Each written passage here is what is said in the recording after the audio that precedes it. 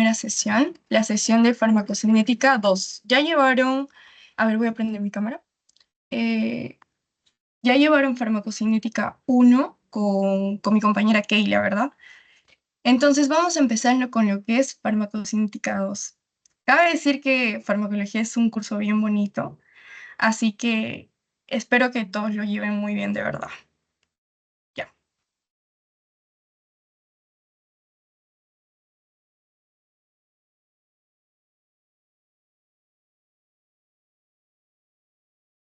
Disculpa, no se te escucha, estás muteada. Ay, muchas gracias, perdón, estoy todavía nueva en esto. Ya, como les decía, que vamos a llevar nuestra primera clase de farmacocinética 2. Con mi compañera ya llevaron lo que es farmacocinética 1.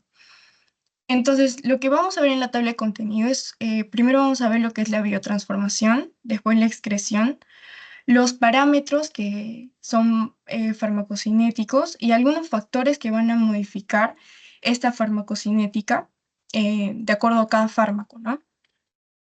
También vamos a ver lo que es el volumen de distribución, la vida media y por último la biodisponibilidad. Ya, vamos a empezar con la biotransformación. Primero vamos a ver qué es el metabolismo, chicos. ¿Alguien sabe qué es metabolismo? No se preocupen, ya sé que las primeras clases no vamos a participar mucho, pero espero que eso mejore progresivamente. ¿Alguien me puede decir qué es metabolismo? Si no, yo lo digo, no hay problema. Es la conversión del fármaco a su forma activa. Claro, exacto. A ver, para ponerles en términos un poquito más sencillos, metabolismo como forma general es, por ejemplo, yo tengo un pancito, ¿no? En la mañana. En la mañana, ese pancito es un pan, ¿verdad? Yo me lo como y eso va a pasar por todo mi sistema digestivo y esto se va a metabolizar. O sea que ese pan va a ser, por ejemplo, se va a convertir a un oligosacárido, después a una simple molécula de glucosa. ¿Se entiende? Eso es metabolismo. O sea que poco a poco el producto se va a degradar. En respecto a farmacología, el metabolismo es exactamente igual. ¿Sí? Es cuando un fármaco ingresa en su forma, en cualquier tipo de presentación que tenga, y poco a poco se va a degradar ese fármaco para nosotros al final poder excretarlo. Entonces, va a ser una transformación, ¿ya? En productos un poquito más polares. ¿Qué significa que sean más polares? O sea, que va a ser de alguna forma más hidrosoluble para que nosotros lo podamos excretar más rápido. Ustedes saben que hidro viene de la palabra agua, ¿no? Entonces, ¿qué tiene nuestra orina? Agua, ¿verdad? Entonces necesitamos que ese fármaco sea más hidrosoluble. ¿Qué significa hidrosoluble? Que se pueda diluir en agua. Entonces, necesito que este se pueda diluir en agua para que se expulse por la orina. ¿Se entiende? Entonces, para eso necesito que este fármaco se vuelva un poco más polar, para que sea hidrosoluble y para que al final se excrete. La idea es que se excrete por vía renal. O sea, existen otros tipos de excreción, que ya lo vamos a ver más adelante, pero lo ideal es que sea de forma renal, ¿ya? Acá nos dice que usualmente hay una disminución parcial o completa, como les dije, es una degradación de la actividad farmacológica y toxicológica. ¿Alguien sabe qué es un profármaco? Ya para ir adelantándonos un poquito. ¿Alguien sabe, chicos? Un fármaco inactivo. Exacto. Es un fármaco que ingresa a nuestro cuerpo de forma inactiva y va a tener metabolitos son esos compuestos más pequeños, más degradados, que se van a formar a partir de un compuesto más grande. Entonces, van a tener metabolitos más activos. Ese es un profármaco. O sea que si yo no lo metabolizo ese fármaco, no va a tener una función ese fármaco. ¿Se entiende? O sea, necesito que se metabolice ese fármaco para que tenga metabolitos activos y recién ahí cumpla su acción.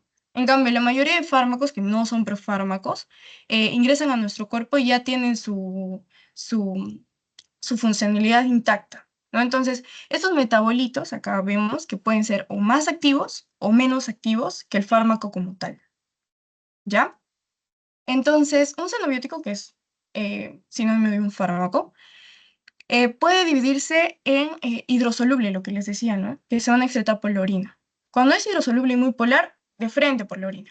Cuando es hidrosoluble, pero poco polar, vamos a tener que buscar otras vías para que se excrete, o sea, para que se una la orina y se excrete. Entonces, aquí nosotros vamos a ver que cuando es hidrosoluble, vamos a irnos a la fase 2. En la fase 2 es algo un poquito más complejo, es una conjugación. En cambio, la fase uno que vemos acá es algo un poquito más sencillo, eso es de primera línea, por ejemplo, una oxidación, una reducción, una hidrólisis. Una hidrólisis, por ejemplo, cuando se rompen los enlaces de agua, por ejemplo, que tiene cada compuesto, entonces se va degradando poco a poco, poco a poco, poco a poco. En cambio, una conjugación es que tiene que haber una aleación, o sea, tiene que existir una enzima que pueda unir al fármaco con otro compuesto para que se pueda excretar por la orina. Entonces, cuando es un compuesto hidrosoluble muy polar, se excreta por la orina. Cuando es poco polar, tiene que pasar por una conjugación. Este es un mecanismo de metabolismo fase 2 y se excreta recién por la orina. En cambio, ¿qué pasa cuando hay un fármaco que es liposoluble, o sea, que tiene afinidad por los lípidos, ¿no?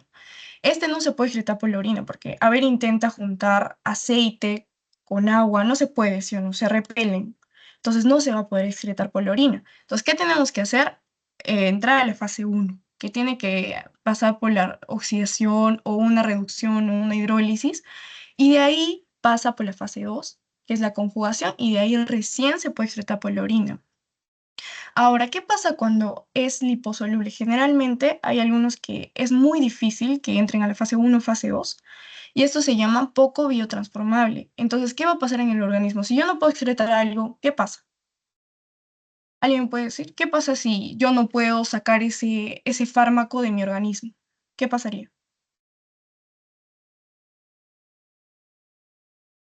¿Alguien, chicos? Ya, si yo no puedo excretar ese fármaco se vuelve tóxico. Entonces, antes de que sea tóxico, va a haber una retención del fármaco. Entonces, cuando se retiene mucho, mucho fármaco, aparece la parte toxicológica de ese fármaco. ¿Ya? Entonces, aquí vamos a ver algo muy importante que ustedes ya lo conocen, que es la familia del citocromo P450. Este citocromo es una enzima, ¿ya? ¿Qué es una enzima, chicos? Primero tienen que saber qué es una enzima. ¿Alguien me puede decir qué es una enzima? Es una proteína. Claro, es una proteína. Es una proteína, pero ¿cuál es su función? La función de la enzima es degradar. Entonces, como ya les expliqué, ¿qué buscamos en el metabolismo? Degradar. Entonces, esta enzima lo que nos va a ayudar es a poder degradar el fármaco. Entonces, existen diferentes familias, ¿no? Aquí, por ejemplo, dice, ¿no? Tenemos familias de identidad del 40%, por ejemplo, el CYP2A6 y el CYP2B6. Ese 2 es la familia. Ahora, la subfamilia es el numerito que tenemos al costado. O sea, en este caso sería A, ¿no es cierto? La familia es el primer numerito después del zip y la subfamilia es el numerito del costado. Entonces, 2A, ¿no es cierto? La familia sería 2 y la subfamilia sería A, ¿no es cierto? Y ahora en las variantes genéticas se pone un asterisco. O sea, por ejemplo, ¿no? Un CYP26A, un asterisco 1A, ¿no? Esa es una letra para el alelo, ¿sí? Esto no es tan necesario que se lo aprendan, pero sí es necesario que lo entiendan. O sea, que existen variantes genéticas de esta enzima que se van a encargar de diferentes funciones, ¿no? Para su degradación del metabolismo. Ahora, alguna mutación de cualquiera de estos CIPs pueden traer o beneficios o pueden ser perjudiciales para nosotros. Entonces, a menudo se van a ver enfermedades bastante serias que se ven por mutaciones de este citocromo P450. ¿Sí? Las principales enzimas de fase uno, acá vemos, ¿no? Sí, sería bueno que lo lean, una revisadita. Es, por ejemplo, el CYP1A1, el 1A2, el 1B1, el 2A6, pero de acá el que más importante, el que quiero que sí se aprendan es el 3A4, ¿ya? Este es uno de los más importantes y el que abarca, miren, por ejemplo, en el grafiquito que tenemos en el costado, casi la mitad, si se dan cuenta. el CYP3A4, o 5, ¿no? Pero sobre todo el CYP3A4. Es el que más, es una de las principales enzimas de fase 1 más importantes, ¿ya? Esta subfamilia del CYP3A se va a hallar en todos los seres humanos, absolutamente todos, y se halla en el epitelio del intestino, ¿ya? Este también va a tener un metabolismo oxidativo y que usan pues para el metabolismo, para funciones netamente del ser humano, ¿no? Entre ellos tenemos al ritonavir, a la testosterona, por ejemplo, a la rifampicina, y a diferentes fármacos, ¿no? Que se van a metabolizar por esta enzima, ¿ya? Ahora, principales enzimas de la fase 2. Bueno, este no es un tema muy tocado, pero sí es necesario que lo sepa. Por ejemplo, la UGT, que es el glucuroniltransferasa, el NAT, que es el N-acetiltransferasa, el SULT, el GST. Estos son grupos de la fase 2. Estos son grupos que ya les dije que son de conjugación, que son un poquito más complejos, ¿sí? Ahora, este sí es importante que lo sepan. Van a haber factores que van a influenciar al metabolismo de los fármacos. Como primera instancia vamos a ver la inducción enzimática. ¿Qué quiere decir inducción? ¿Qué quiere decir esa palabra? Inducción, creo que esa es la palabra clave. Inducción, ¿qué es inducir? Por ejemplo, lo ponemos en una oración. Mi compañero indujo a mi otro compañero a robar, Es como que más o menos. provocar, un Provocar, sinónimo. exacto, exacto. Provocar. Es un provocador. Entonces, imagínense que hay un fármaco que sea inductor enzimático. ¿Qué es lo que hace? Provoca a esa enzima a seguir degradando. O sea, si yo tengo un inductor enzimático, ¿qué es lo que va a causar? Que haya más esa enzima, ¿sí o no? Ya, entonces va a haber mayor degradación del otro fármaco. Ahora, ¿qué es inhibición, chicos? ¿Qué es inhibir?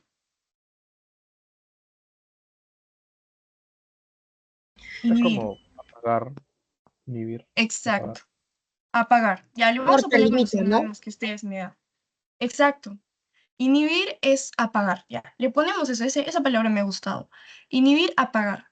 Es como si yo le dijera a la enzima, lo secuestro, ya prácticamente. Le digo, ya, ven para acá, ya. Lo apago. Le meto su combo y lo apagué, ya. Entonces, esa es inhibición enzimática. O sea, que yo agarro a la enzima y la secuestro y no dejo que cumpla su función de metabolismo. Entonces, ¿qué va a pasar con el otro fármaco? O sea, si yo mezclo, digamos, un inhibidor enzimático y un fármaco normal, uno cualquiera, ¿qué pasa si no hay esa enzima que lo metabolice? ¿Qué les dije que pasaba? Una retención, ¿sí o no? Se va a retener ese fármaco y no va a salir de mi cuerpo. O sea, no va a salir, no va a salir, no va a salir. ¿Y qué va a producir que no salga de mi cuerpo? Toxicidad. Toxicidad. Exacto. Entonces, por eso es peligroso la inducción enzimática, porque puede interferir en la dosis del fármaco, y también la inhibición enzimática, porque puede producir una toxicidad, ¿no? El polimorfismo genético, ¿qué es este? Es que, en unas palabras resumidas, es que cada ser humano tiene sus propios genes y mientras el ser humano va evolucionando, va a ir mutando. Entonces, muchas personas van a reaccionar diferente al mismo fármaco. O sea, por ejemplo, eh, a Yanela le dan, digamos, no sé, una aspirina, ¿sí? Y ella, lo excreta de su cuerpo no sé, digamos, tiene una mutación y lo excreta en 2 horas. Digamos, ¿no? Que es algo muy utópico, pero sí, podría ser, ¿no? Lo expulsa en 2 horas. Pero a mí me dan una aspirina, la misma dosis, todo, la misma presentación, todo exactamente lo mismo, y yo lo expulso en 15 horas. ¿Ya? A eso se explica el polimorfismo genético, que cada uno tiene sus propias mutaciones, sus propios genes que van a hacer que se metabolice o más rápido, más lento, o que en algunos genere toxicidad y en otros no. No sé si me entienden. Es básicamente la genética que tenemos cada uno de nosotros, ¿no? Después el estado fisiológico, por ejemplo, es diferente una mujer y un varón, ¿no? Por ejemplo, la mujer, Ya vamos a ver más adelante, pero una forma de excreción también es por la leche materna. Entonces, hay algunos fármacos que se van a poder excretar por ahí, pero los varones obviamente no pueden porque no tienen glándula mamaria. La edad también, sabemos que por la edad, eh, por ejemplo, el riñón, que es aquí el primer órgano, el órgano estrella de la excreción, se deteriora conforme a la edad. Entonces, si nosotros tenemos un riñón envejecido, un riñón que no puede filtrar bien los desechos que nuestro organismo tiene, se va a excretar con mayor lentitud el fármaco. ¿Sí? Factores ambientales, por ejemplo, no sé, el humo, todas esas cosas, el calor, todas esas cosas pueden influir en el metabolismo también de los fármacos. Y las condiciones patológicas, que puede ser, por ejemplo, algunas comorbilidades como la diabetes, por ejemplo, la insuficiencia renal crónica, todas esas enfermedades que pues van a intervenir, ¿no? Con el metabolismo correcto de los fármacos. ¿Ya? Ahora, como ya les dije la inducción enzimática, ya les dije prácticamente todo, pero algo que me faltó agregar es que esta es dosis dependiente. O sea que a más fármaco que yo le dé, más, o sea, más fármaco, va a haber mayor inducción enzimática. Y tiempo dependiente también, que es a mayor tiempo que yo le dé, mayor va a ser la inducción enzimática. O sea, es directamente proporcional. Y algo que es muy importante también mencionar es que es reversible. Acuérdense de esa palabra, es reversible. La inducción enzimática es reversible. Y porque esta desaparece poco después de retirar el agente inductor. O sea, si yo tengo un fármaco que es inductor enzimático y lo dejo de consumir, pasa un momento y ya desaparece. O sea, ni bien retiro, va a desaparecer. ¿Sí? Este es el incremento temporal de las actividades de las oxigenasas de función mixta o de algunas transferasas como el UDP bajo la influencia de una exposición crónica a ciertas drogas. ¿Sí? Va a ser un incremento, como les dije, o sea, va a molestarle, ¿no? A la enzima para que chambee más duro. Básicamente esa es la inducción, ¿no? ¿Cuál es una consecuencia, por ejemplo, acá, ay, me lo que, de la inhibición enzimática? Por ejemplo, vamos a tener un metabolito menos activo, va a haber una reducción del efecto terapéutico esperado. Y biológicamente, eh, en los activos van a haber un incremento del tiempo, de la intensidad. Puede ser tóxico, como les dije, el incremento de los efectos tóxicos.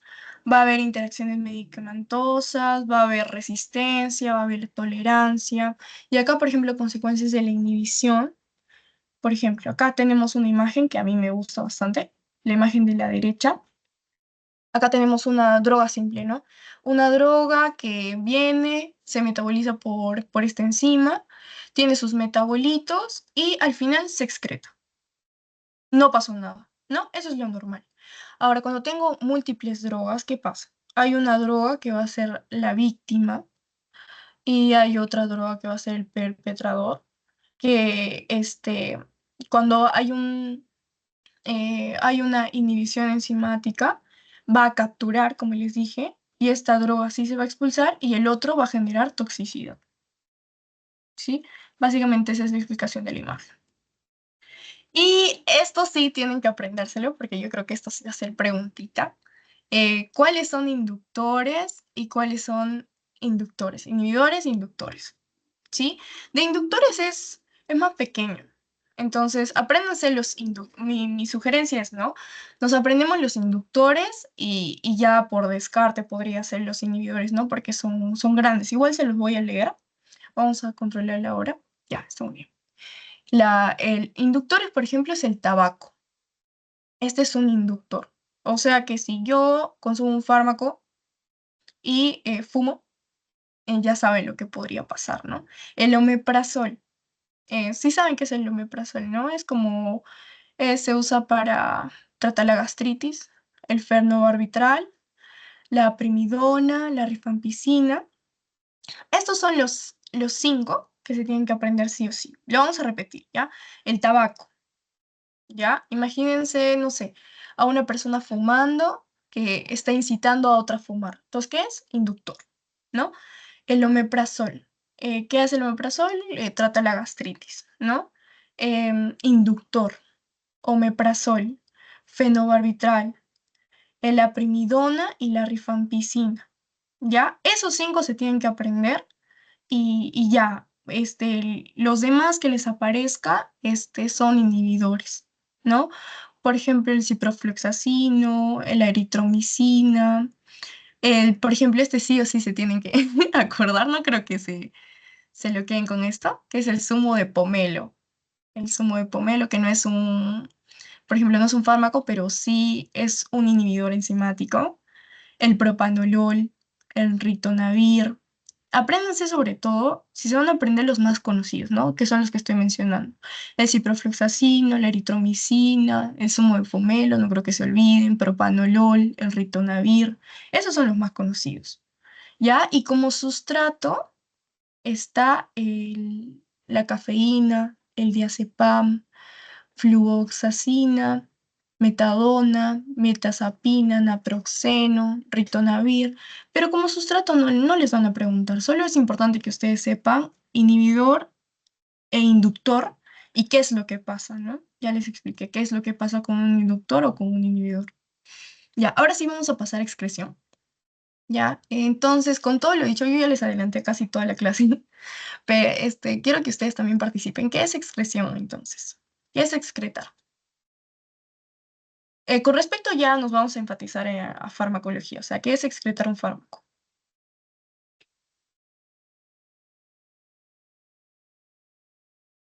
Nadie, chicos.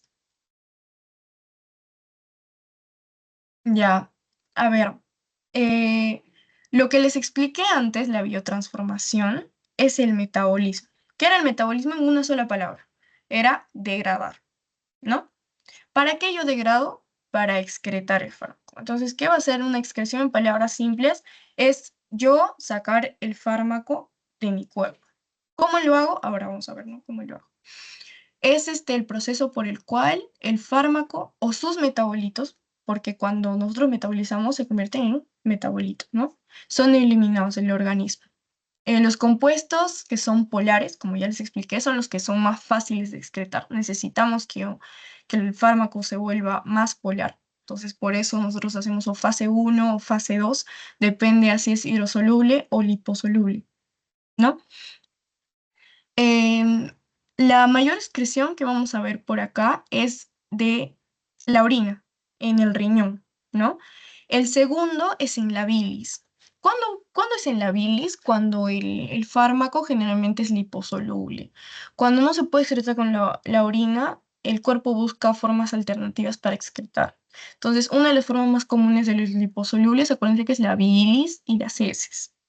También es que cuando nosotros tenemos fármacos inhalados, por donde vamos a expulsar o volátiles, puede ser por los pulmones también vamos a excretar, o por ejemplo la saliva también, es muy importante, la leche materna o el sudor. Eso también es necesario que lo sepan, ¿no? Son formas alternativas de excreción cuando no es la forma natural de excretar por el riñón. Sí, entonces la excreción, acá vamos a ver, por ejemplo, ¿no? En heces es un fármaco que no está absorbido. Los metabolitos van a estar excretados en la bilis. La excreción se realiza contra gradiente de concentración porque son generalmente liposolubles. Y se va a lograr gran concentración en la bilis, donde las sustancias se hallan de 20 a 500 veces más concentradas que en el plasma. En la leche materna también. Aquí hay que tener mucho cuidado porque hay muchos pacientitos que, por ejemplo, acá cuando ya una es mamá, cuando la paciente es mamá, ya no es solo la paciente embarazada, ¿no? Sino también tenemos que pensar en el neonato. Entonces, una forma de excreción también es por la leche materna. Entonces, nosotros tenemos que ver qué fármacos o qué sustancias se excretan también por la leche porque esto va a afectar al neonato. Entonces, acá podemos ver que está el alcohol o la nicotina. Y en el pulmón ya les expliqué que son los fármacos inhalados, ¿no? Y de menor importancia vamos a ver lo que es el lacrimal, la sudoración o la saliva. Ya, a ver. Ya. Acá están los factores de la excreción renal, sobre todo, ¿no? Aquí vamos a ver que vamos a ver que se va a dar con estos tres mecanismos. El primero es la filtración glomerular. Filtración, ¿qué es un filtro? Es para que las sustancias que tienen que pasar pasen y las sustancias que no tienen que pasar no pasen, ¿sí? Entonces, el fármaco libre em, es el que pasa. O sea, ustedes saben que ya les explicó mi compañera seguro, que el fármaco muchas veces se une a proteínas. Entonces, en la filtración glomerular, ustedes saben que las proteínas, por ejemplo, la albúmina, ¿pasa o no pasa, chicos? A ver, quiero saber si pasa la filtración glomerular, una de las proteínas más abundantes, que es la albúmina. ¿Pasa o no pasa? Nosotros meamos albúmina. Dígame sí o no, chicos, aunque esté en el chat, no importa. A ver, no sé si me están escribiendo en el chat, no me parece nada. Ya, a ver, chicos, a ver, pensemos un poquito. Algunas cosas sí es por discernimiento. Espero que eso sí lo sepa. ¿Ya? Si nosotros meáramos proteínas, el cuerpo no estaría abastecido correctamente para nosotros generar energía. Las proteínas son de forma estructural, de forma alimenticia, o sea, tiene muchas formas la proteína. Entonces, la proteína es una de las macromoléculas más importantes en nuestro organismo. Si nosotros lo meamos, entonces vamos a tener una deficiencia total en nuestro organismo. No podemos mear proteínas, pues. Para eso está la filtración glomerular. Entonces, por eso acá te dice que ¿quién va a pasar la filtración glomerular? Solo el fármaco libre. El fármaco que está unido a proteínas no pasa, ¿sí? Porque imagínense que este es el filtro, ¿ya? Son las capitas, ¿no? Este es una proteína, o sea, la proteína es grande, la proteína no pasa, ¿ya? Entonces, esa es la filtración glomerular. Si es que hay un fármaco que está unido a la albúmina, no va a pasar. Por eso acá te dice, ¿quién va a pasar la filtración glomerular? Un fármaco libre que no esté fijado. A eso se refiere, ¿ya? La secreción tubular activa. Esto puede ser mediante transportadores. Hay algunas moléculas que van a transportar también a los fármacos que no necesariamente sean proteínas. Y la resorción tubular pasiva. Hay una que es la activa y la pasiva. Es en formas no ionizadas, van a ser mediante hidrogeniones. Entonces, aquí va a estar de mucha importancia el pH urinario. Si el pH está ácido, si está básico, aquí entra. Pero lo esencial es que se aprendan cuáles son los factores. Filtración glomerular, la secreción tubular activa y la resorción tubular pasiva. ¿Sí? Ya. A ver. Factores que van a modificar la eliminación de los fármacos. ¿Qué va a modificar a que se eliminen los fármacos? Por ejemplo, la edad, como les decía, ¿no? En prematuros y en recién nacidos, la filtración glomerular cae. Entonces, si no hay buena filtración, no va a haber buena excreción. Entonces, la excreción va a tener un tiempo más prolongado.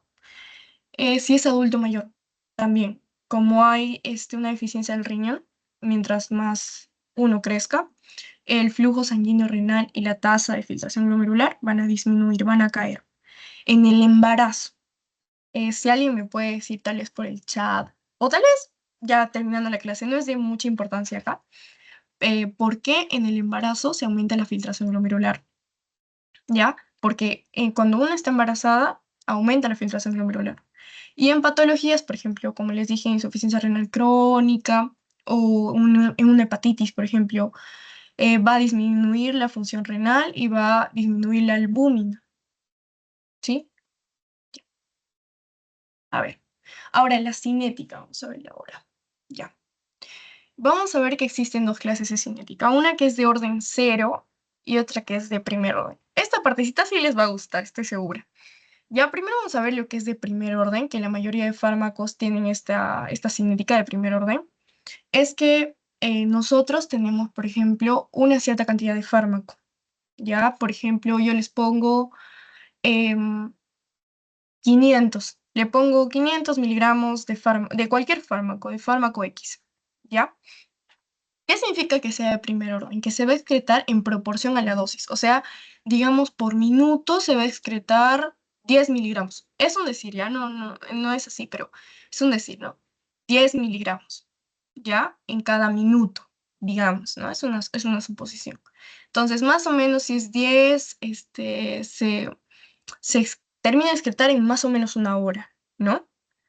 En cambio, si yo administro de 1000, por ejemplo, ya no va a ser de 10, sino va a ser del doble, porque es el doble. Entonces se va a excretar el doble, o sea, 20 por minuto. Entonces también se va a terminar de excretar en una hora. O sea, ¿qué se refiere? Que esta es dosis dependiente. O sea, que depende de la dosis para poder excretarse. O sea, si yo, a mayor dosis que yo administre, mayor voy a excretar. A ver, les voy a poner un ejemplo, ¿ya? Si a 50 por minuto se excreta, perdón, a 500 por minuto se excreta 10, a 1000 por minuto se excreta 20, a, no sé, 1000 al cuadrado, o sea, el doble de 1000, no sé cuál es, 2000, ¿cuánto por minuto se estaría excretando? A ver, alguien que me pueda decir. Si he dicho que es proporcional y que ya les estoy dando los primeros parámetros. Si el primero era 10, el segundo era 20, el tercero, que es el doble, ¿cuánto sería? A ver, alguien. Chicos, participen, por favor. A ver, de nuevo, ¿ya? A más dosis, mayor voy a excretar, ¿ya? A ver, no sé si puedo dibujar. Voy a ver si puedo dibujar. Mm, mm. Ay, me gustaría tener el lapicito, no sé dónde está. ¿Alguien sabe dónde está el lapicito, chicos? No tengo un lapicito. Pero a ver, voy a salir de la presentación, dejar de compartir y lo voy a intentar explicar acá. Bueno, dejé de compartir, ¿verdad? Sí. Ya, ya, a ver. Ujú.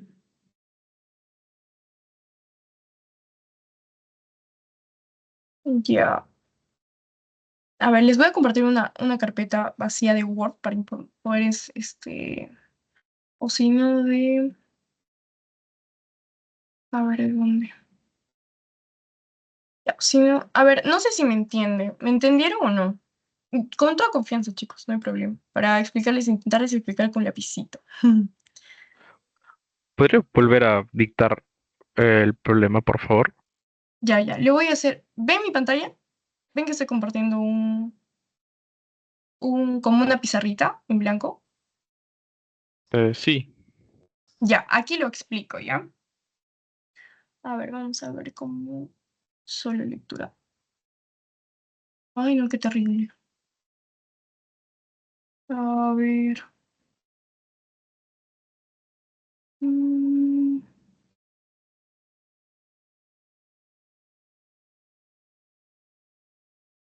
ya, a ver. Mm, ya, a ver. Espérame un ratito. Mm,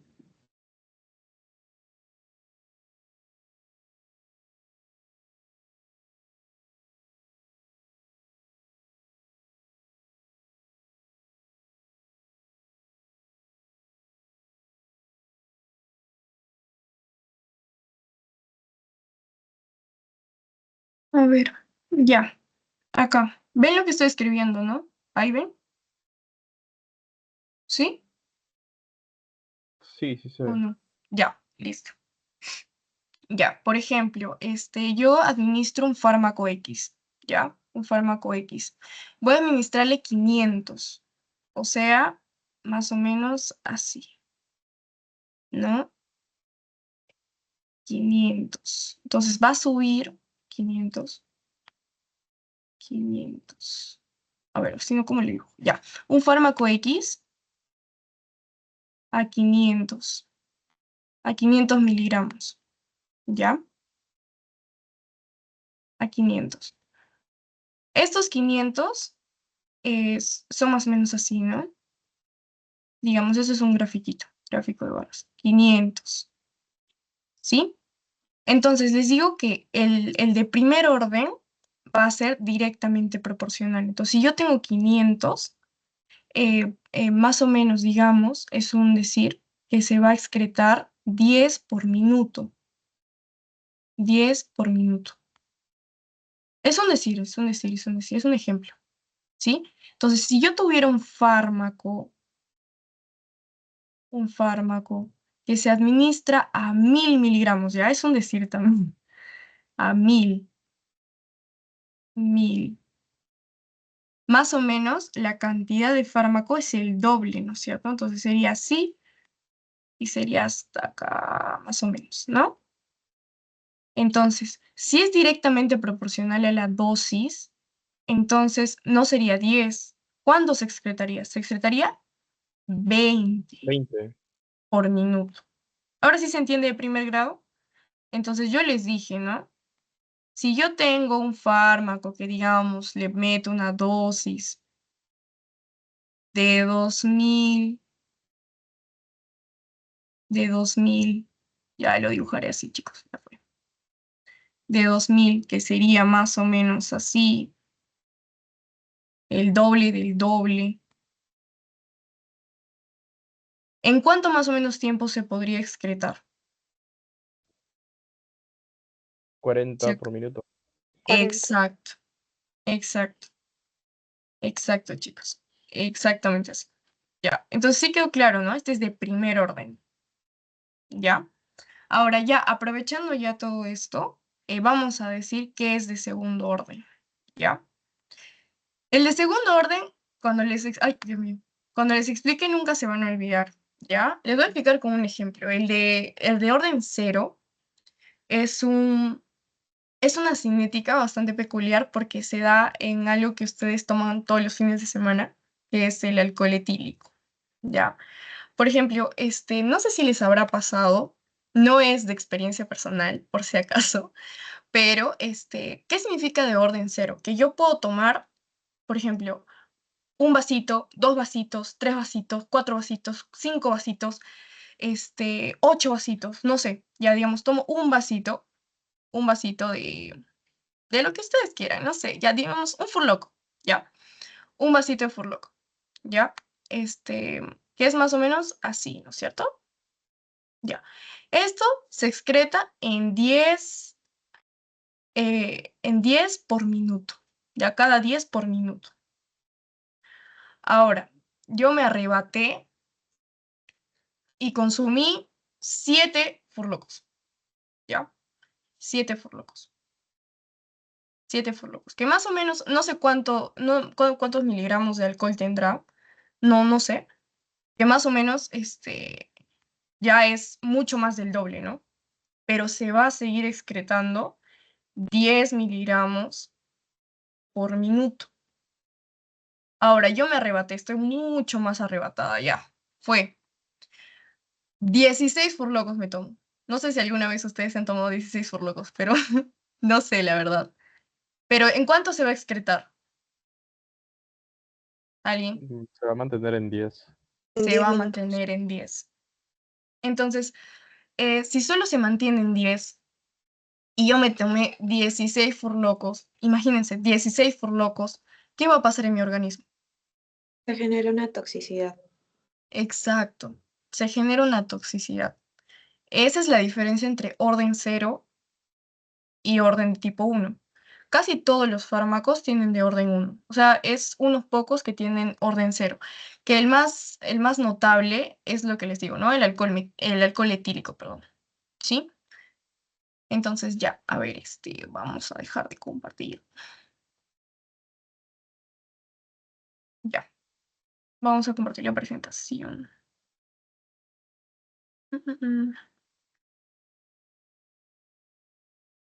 Ya. Entonces, ¿dónde estábamos? En orden cero, ¿no? Aquí está. Ya. ¿Me avisan si se ve la presentación? Por favor, chicos. Sí se ve. Ya, genial. ¿Se ve que estoy cambiando o no? Sí, ¿Sí? sí, sí. ¿Sí? Sí se ve. Les voy a dar los conceptos y al final también se los voy a dibujar, ¿ya? Para que me lo entiendan mucho mejor, ¿sí? Ya, ahí van a haber parámetros farmacocinéticos que tienen que saberlo, esto sí, muy bien. Está la semivida, que es el tiempo de vida media. Entonces vamos a usar la misma analogía, ¿ya? Yo me administro un fármaco de 500, ¿ya? De 500 miligramos. Entonces, ese fármaco va a subir, va a subir, va a subir, va a subir. O sea, en la absorción, ¿no? Y va a llegar a un punto máximo, ¿ya?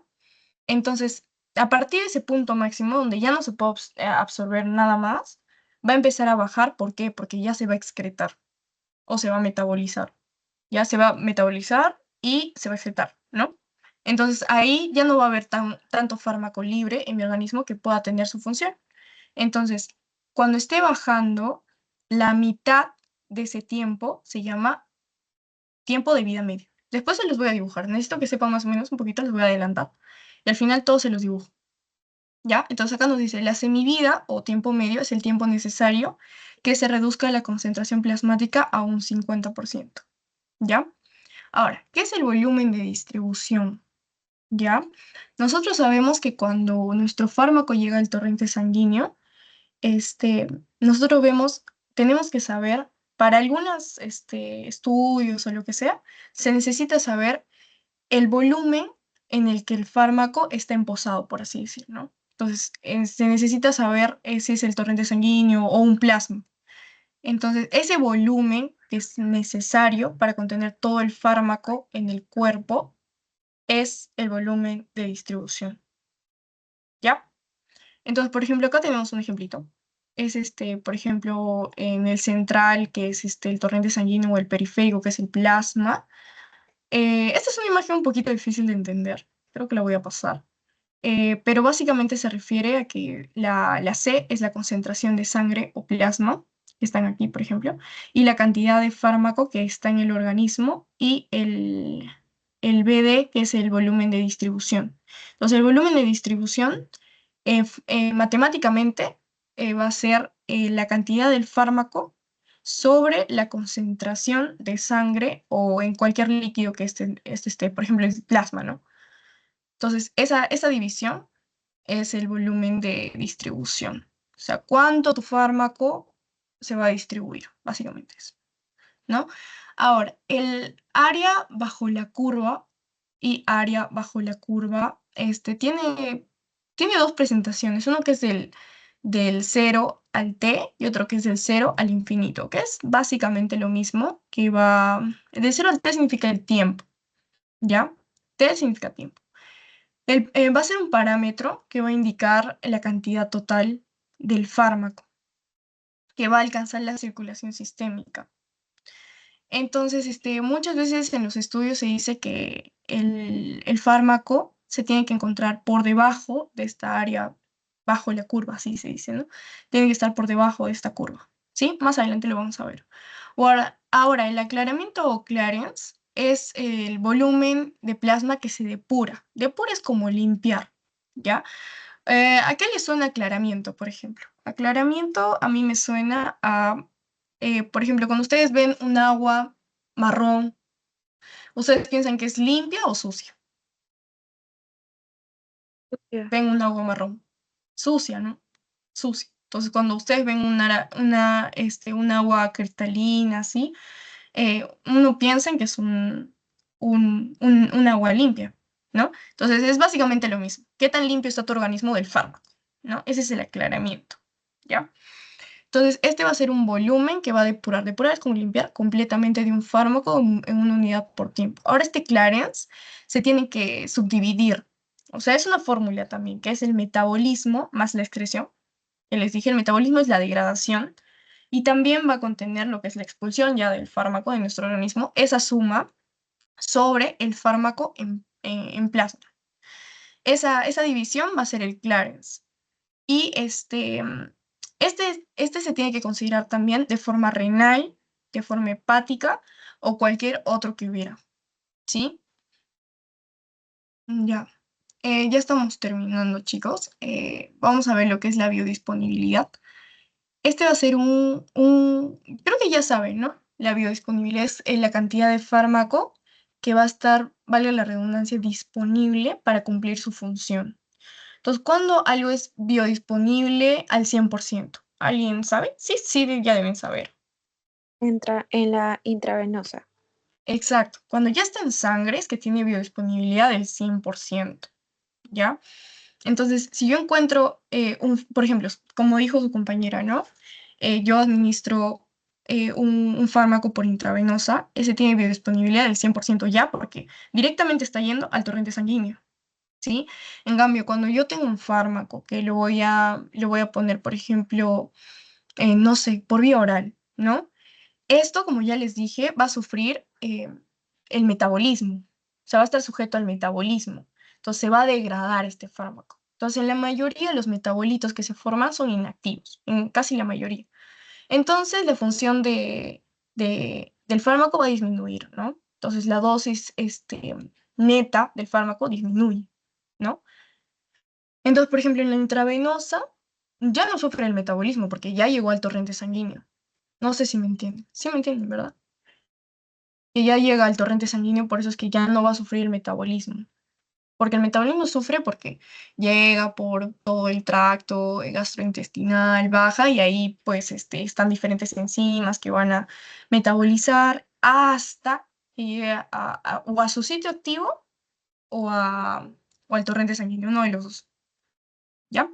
Ahora, ¿qué es la concentración máxima? Ya, la concentración máxima es la cantidad máxima del fármaco que puede llegar a estar en nuestro organismo. Básicamente es eso, ¿ya? Y el tiempo máximo es ese tiempo en el cual el fármaco llega a la concentración máxima. O sea, ya, a ver, uno más, uno más. Y esta es la concentración mínima.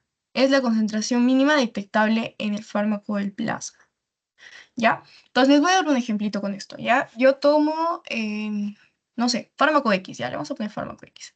Yo lo tomo en la mañana, ¿ya?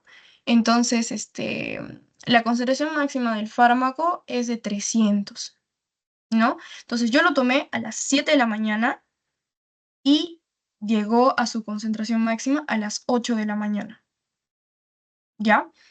Y se excreta en un periodo de, no sé, 5 horas, ¿ya? Y llega a su concentración mínima, mínima que es 100, digamos. Entonces, a las 8 de la mañana tomé un fármaco de 500, perdón, a las 5, ¿no? Les dije a las 5. No, a las 7 de la mañana tomé, a las 8 de la mañana alcanza su pico máximo y después de 5 horas alcanza su concentración mínima. Entonces, ¿qué quiere decir? Que el tiempo máximo, ¿de cuánto es? Si yo lo tomé a las 7 de la mañana y alcanzó su concentración máxima a las 8 de la mañana, ¿cuánto es el tiempo máximo? ¿Alguien, chicos? De nuevo, yo lo tomé, a las 7 de la mañana y su concentración máxima la alcanzó a las 8 de la mañana. ¿Cuánto es el tiempo máximo? Una De hora. 1 hora. De 1 hora, exacto. Ya, con que eso me respondan, ya es que ya me entendieron los tres. Ahora, la concentración mínima es la misma concentración del fármaco que tiene función en nuestro organismo. O sea, yo me administré 500, ¿verdad? 500 miligramos, ¿ya? Entonces, su concentración mínima, digamos, del fármaco es 100, ¿ya? Entonces, cuando yo esté metabolizando, metabolizando, metabolizando, metabolizando y llegue al final a solo 100 miligramos del fármaco, esa es su concentración mínima. Pero si yo llego a 50 miligramos, ¿tiene función el fármaco o ya no? Respóndeme la pregunta. A ver, de nuevo ya. De nuevo, yo me administré 500, ¿no es cierto? Me administré 500 miligramos, ¿sí? Entonces, su concentración mínima, les dije que la concentración mínima es la mínima cantidad de fármaco en el que el fármaco puede cumplir su función. Ya, pongamos un fármaco. La aspirina, digamos, chicos, ya, aspirina. ¿Qué es la aspirina? Es un anticoagulante, ¿no? es, claro, perdón, es un AINE, ¿no es cierto? Entonces, si yo estoy con un dolor de cabeza y me tomo una aspirina de 500 miligramos, digamos, chicos, de 500 miligramos, pero yo sabía que la concentración mínima en que la aspirina tiene su función. ¿Cuál es la función, digamos? Si me estoy tomando por un dolor de cabeza, es para que ya no me duele la cabeza, ¿no? Entonces, cuando empiece a metabolizar la aspirina después de los 500, va a llegar a 400, 300, 200, 100, ¿ya? 100 es la cantidad, la concentración mínima en la que me va a hacer efecto. Si llega a 50, ¿me va a disminuir el dolor de cabeza, sí o no? Ya No, no. porque ya no va a ver su efecto. No, exacto, porque ya no tiene efecto, ¿ya? A eso se refiere la concentración mínima, ¿ya? Ahora, si usamos la misma lógica, la concentración mínima podría ir también al inicio, ¿sí o no? En la absorción. Vamos a verlo en el gráfico, ¿ya? Con el gráfico les voy a explicar un poquito mejor. Pero ya me han entendido los tres conceptos, creo. Ya, acá. Y por último, está la bioequivalencia, ¿ya? Este es como un estudio para comparar dos fármacos, ¿ya? Pero tienen que ser dos fármacos de la misma índole. ¿Qué quiere decir? Que tenga la misma vía de administración, la misma presentación, la misma dosis, etcétera, ¿ya? ¿Para qué se usa? ¿Ustedes saben qué son los fármacos de marca y los fármacos genéricos?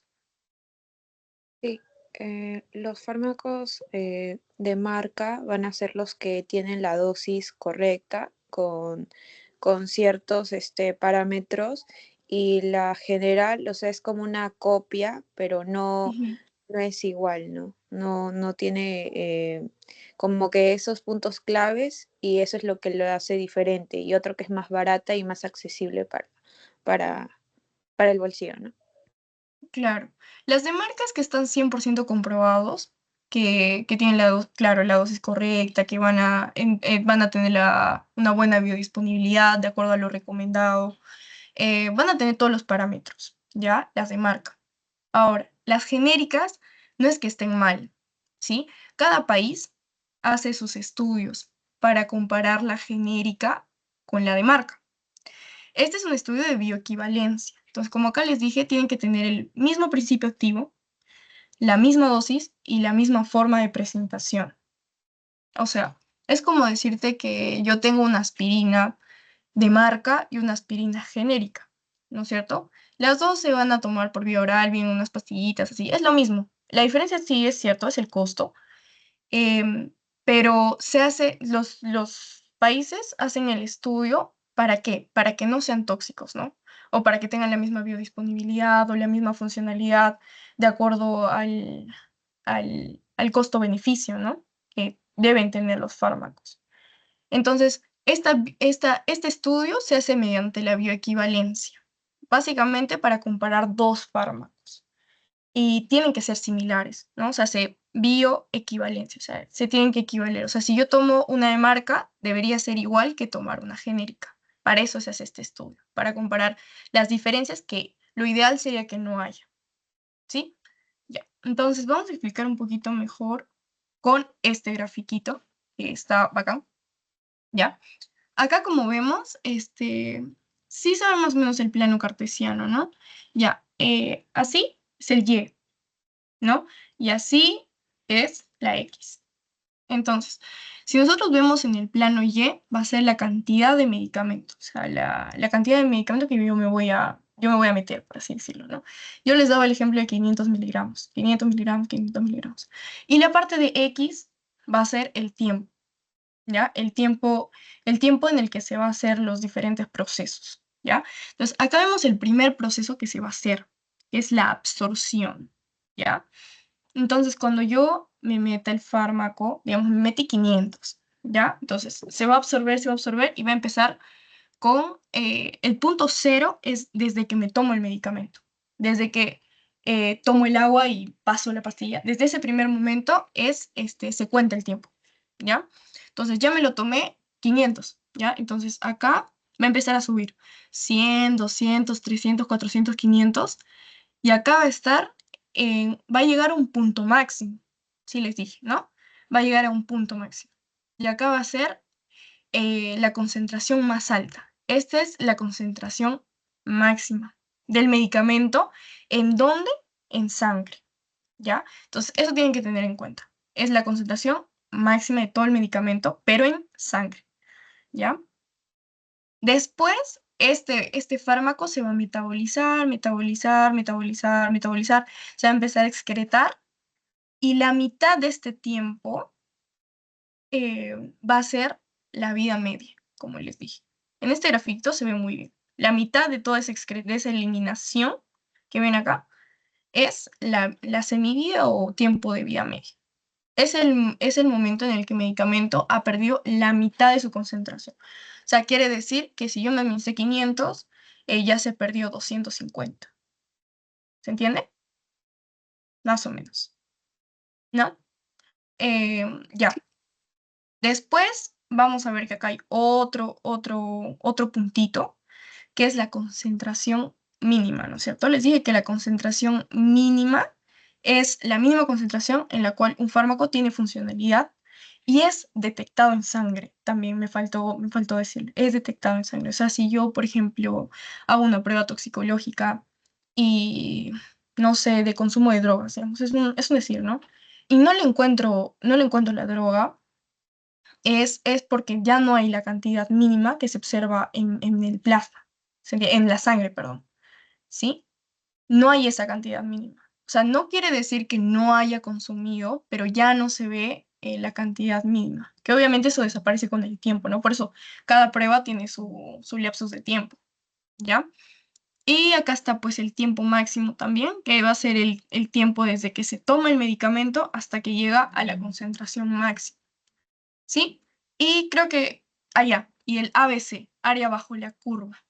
Esta es la curva, ¿no es cierto? Esa es la curva que se genera de la absorción y la eliminación. Esa es una curva, se dan cuenta, ¿no?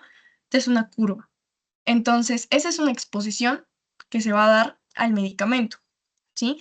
Si está por debajo de esa curva, no pasa nada, ¿sí? O sea que si nunca llega a la concentración máxima, todo ok, ¿no? Porque no se va a producir una toxicidad. Pero si sube por encima, ya ahí hay un problema. Entonces, por eso se habla del área bajo la curva. O sea, siempre todo medicamento tiene que estar por debajo de la curva. ¿Ya? Y eso es todo, chicos. Espero de verdad que les haya gustado mucho la clase. Les voy a pasar el post-test. Vamos a dejar de compartir. Y les voy a pasar el post-test, chicos. Necesito que lo desarrollen. Y si tienen tiempito, lo podemos desarrollar el post-test. ¿Ya? A ver. Chicos, ¿tienen alguna pregunta? Si tienen alguna pregunta, vuelvo al PPT, no hay problema. ¿Alguna pregunta? ¿Alguna acotación? Si tienen alguna acotación que les gustaría hacer también, por mí, genial. Ya les estoy pasando el post-test, chicos.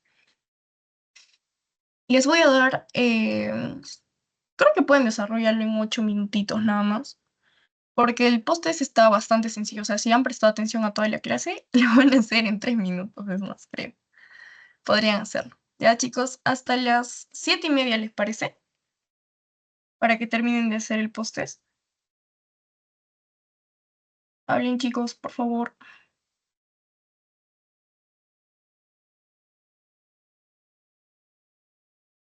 Sí, estaría ¿Sí? bien. Ya, genial. Ya los espero hasta las 7:32. Ya, sé que algunos ya tienen su otra clase. Desarrollen igual el post-test. Igual todo se va a colgar. Entonces, van a ver también el post-test.